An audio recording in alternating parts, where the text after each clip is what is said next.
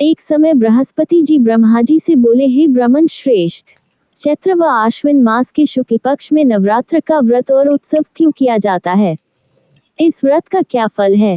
इसे किस प्रकार करना उचित है? पहले इस व्रत को किसने किया? सो विस्तार से कहिए। बृहस्पति जी का ऐसा प्रश्न सुन ब्रह्मा जी ने कहा, हे बृहस्पति, प्राणियों के हित की इच्छा से तुमने बहुत अच्छा प्रश्न किया है।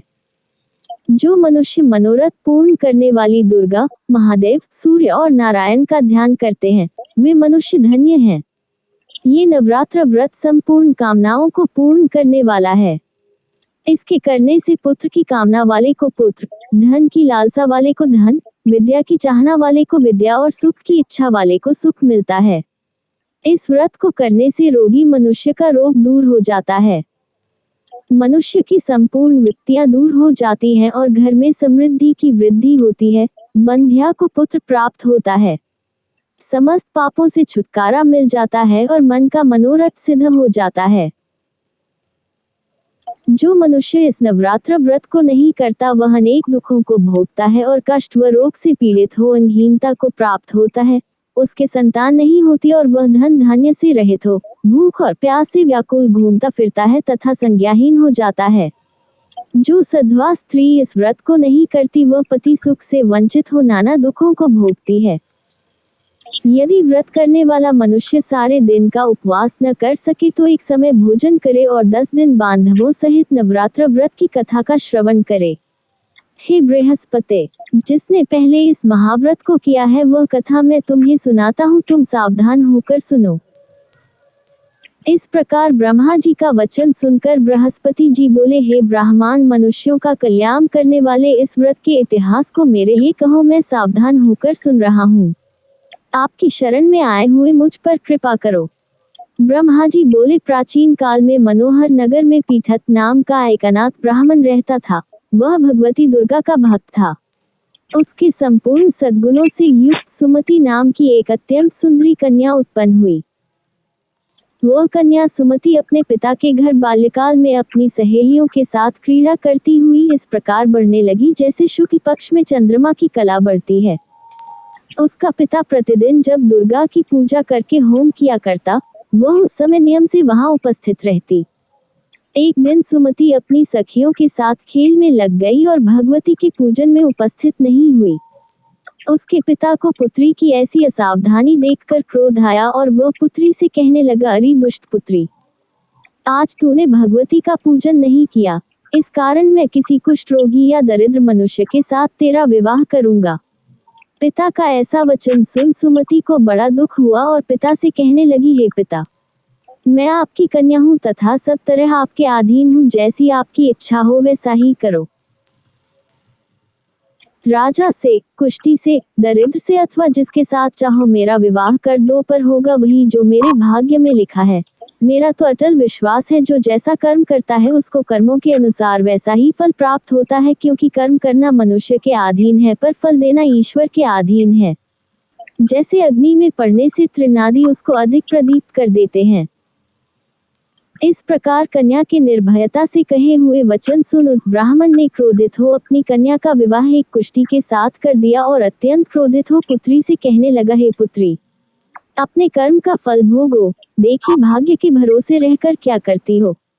पिता के ऐसे कटु वचनों को सुन सुमति मन में विचार करने लगी, हो मेरा बड़ा दुर्भाग्य है जिससे मुझे ऐसा पति मिला।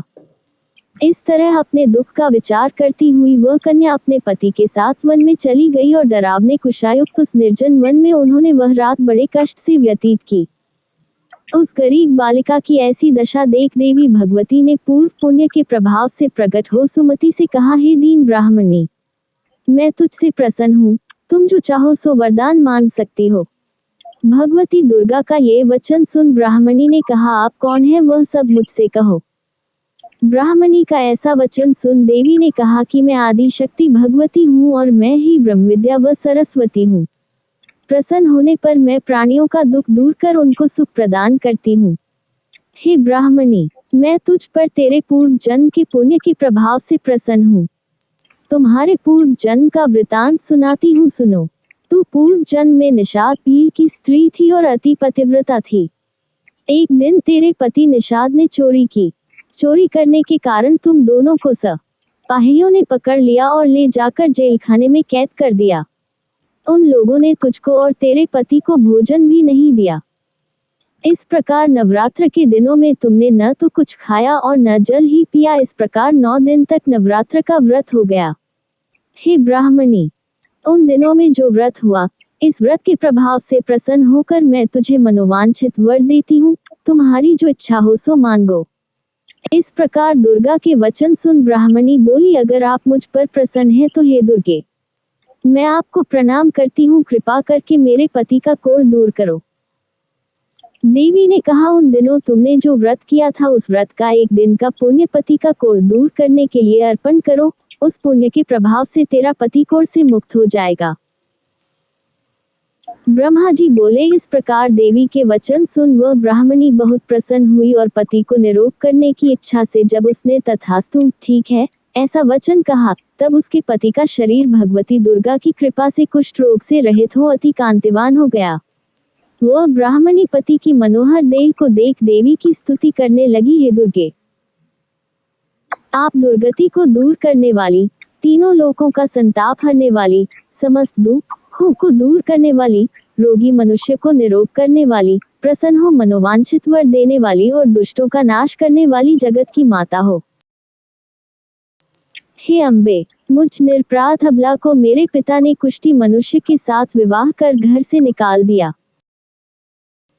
पिता से तिरस्कृत निर्जन वन में विचर रही हूँ। आपने मेरा इस विपदा से उद्धार किया है। हे देवी,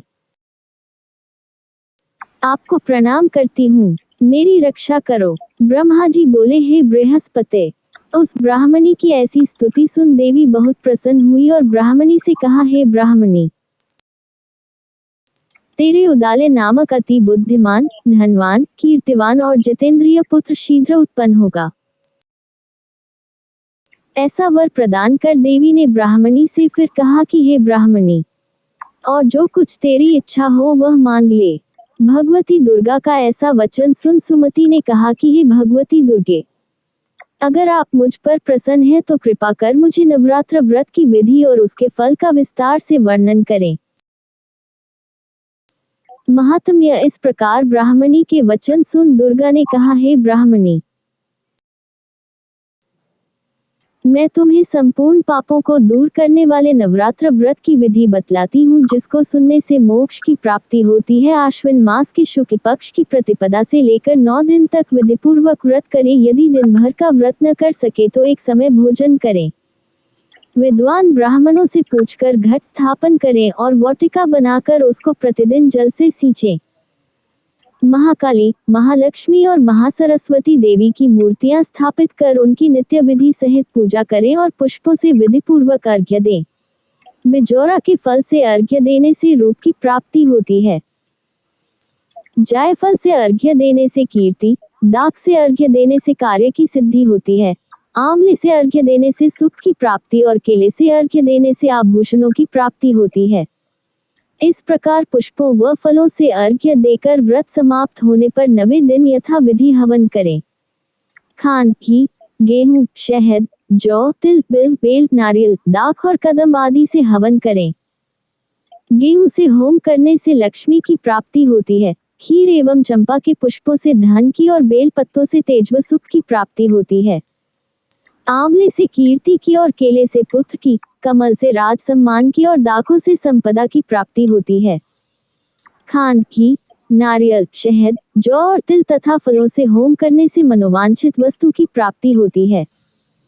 व्रत करने वाला मनुष्य इस विधि विधान से होम कर आचार्य को अत्यंत नम्रता के साथ प्रणाम करे और यज्ञ की सिद्धि के लिए उसे दक्षिणा दे।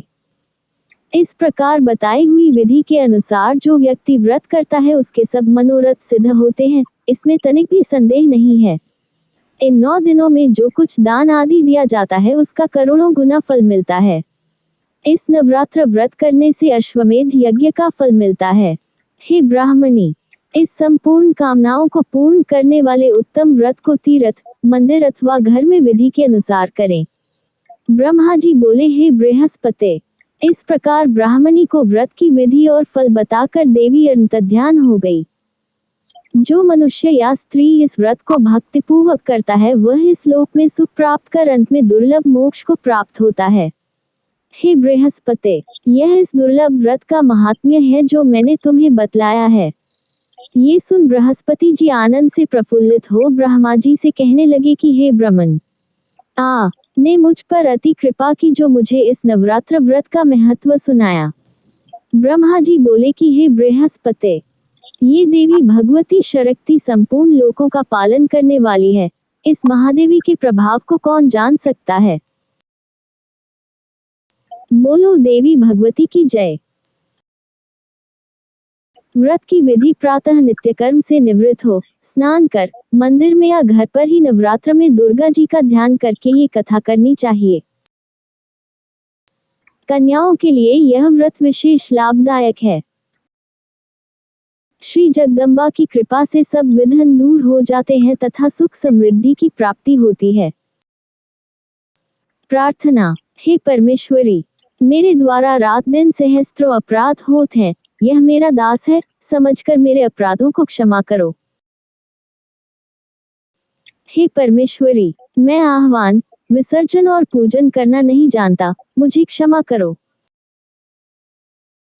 हे सुरेश्वरी, मैंने जो मंत्रहीन, क्रियाहीन, भक्तियुक्त पूजन किया है वह स्वीकार करो। हे परमेश्वरी, अज्ञान से, भूल से अथवा बुद्धि भ्रांति से जो न्यूनता अथवा अधिकता हो गई है उसे क्षमा करिए तथा प्रसन्न होइए। जाप मंत्र यही क्ली चामुंडाय विच्चे नमः। मनोकामना सिद्धि के लिए इस मंत्र को 108 बार या सुविधा अनुसार जाप करें।